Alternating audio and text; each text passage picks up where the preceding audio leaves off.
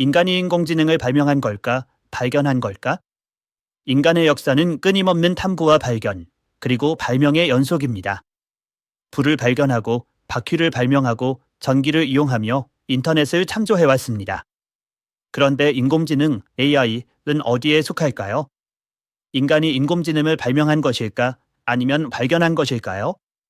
이 질문은 단순히 언어적 유희를 넘어 인간의 참위성과 자연의 본질에 대한 깊은 성찰을 요구합니다.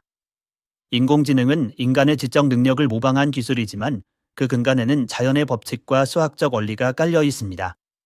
따라서 이 질문은 단순히 기술의 범주를 넘어 인간과 자연의 관계, 그리고 참위성의 본질에 대한 철학적 고민으로 확장됩니다. 인공지능이 발명인지 발견인지를 논하는 과정에서 우리는 인간의 지적 탐구가 어디에서 시작되고 어디로 향하는지를 되돌아보게 됩니다. 더 나아가 이 질문은 인공지능의 본질을 이해하고 그 미래를 설계하는 데 중요한 통찰을 제공할 수 있습니다. 첫째, 발명과 발견의 경계. 발명, 인벤션은 인간이 기존에 없던 새로운 것을 창조하는 행위입니다. 예를 들어, 전구는 토머스 에디슨이 발명한 것입니다. 전구는 자연에 존재하지 않았던 인간의 참이력과 기술이 결합된 산물입니다. 반면, 발견, 디스커버리는 이미 존재하지만 알려지지 않았던 것을 찾아내는 행위입니다. 중력은 아이작 뉴턴이 발견한 것이지 그가 발명한 것은 아닙니다. 중력은 자연의 법칙으로 인간의 의지와 무관하게 존재했습니다. 이러한 정의를 바탕으로 보면 인공지능은 인간의 두뇌를 모방하여 만들어진 기술이기 때문에 발명에 가깝다고 볼 수 있습니다. 그러나 인공지능의 근간이 되는 수학적 알고리즘, 논리, 그리고 데이터의 패턴은 자연에 이미 존재하던 것들입니다. 인간은 단지 그것들을 발견하고 이를 조합하여 새로운 형태로 창조한 것입니다. 따라서 인공지능은 발명과 발견의 경계에 서 있는 독특한 존재라고 할 수 있습니다. 이는 마치 인간이 자연의 원리를 발견하고 이를 활용하여 새로운 기술을 창조하는 과정을 상징적으로 보여줍니다. 더 나아가 이 경계는 인간의 창의성과 자연의 법칙이 어떻게 상호작용하는지를 이해하는 데 중요한 열쇠를 제공합니다. 둘째, 인공지능의 탄생, 발명인가, 발견인가? 인공지능의 역사를 돌아보면 이 질문에 대한 답이 더 흥미로워집니다.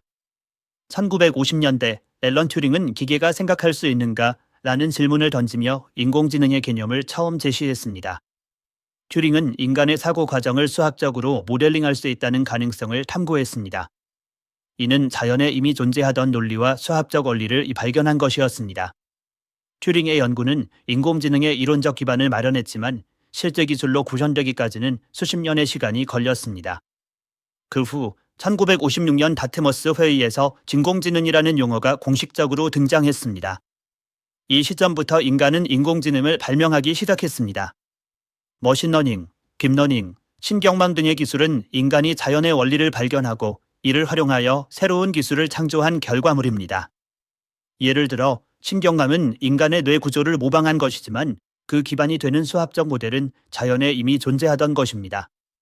따라서 인공지능의 탄생은 자연의 원리를 발견하고 이를 활용하여 새로운 기술을 발명한 인간의 지적 여정을 상징합니다. 이 과정에서 인간은 자연의 법칙을 이해하고 이를 활용하여 새로운 가능성을 열어가는 데 성공했습니다. 셋째, 인공지능의 본질, 자연의 연장인가, 인간의 참조물인가?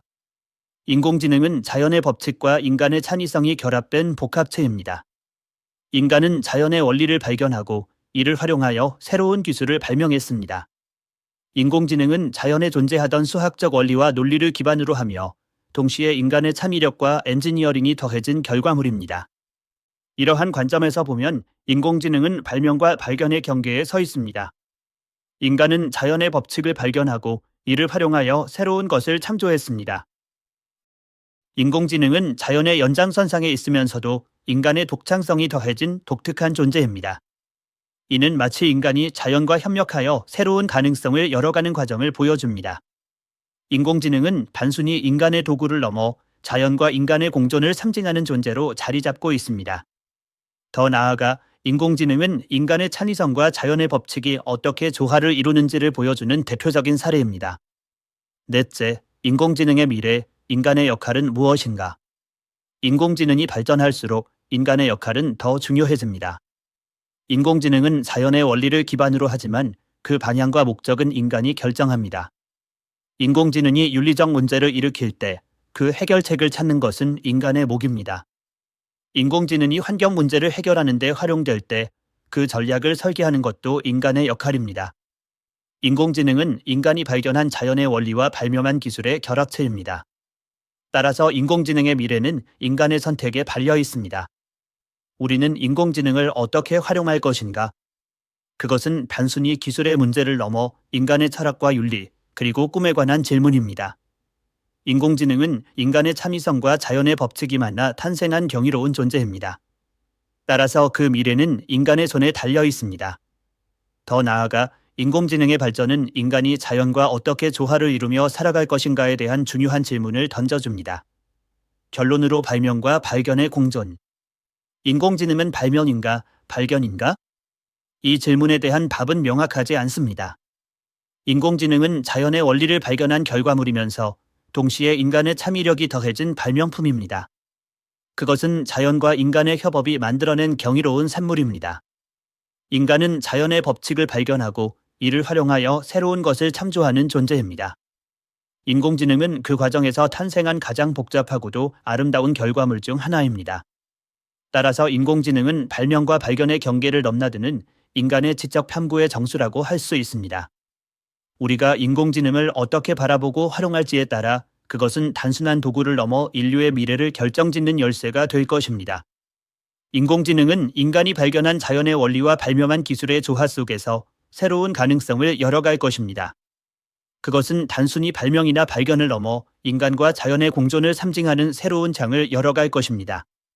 더 나아가 인공지능은 인간의 창의성과 자연의 법칙이 어떻게 조화를 이루는지를 보여주는 대표적인 사례로 우리에게 무한한 가능성을 제시합니다.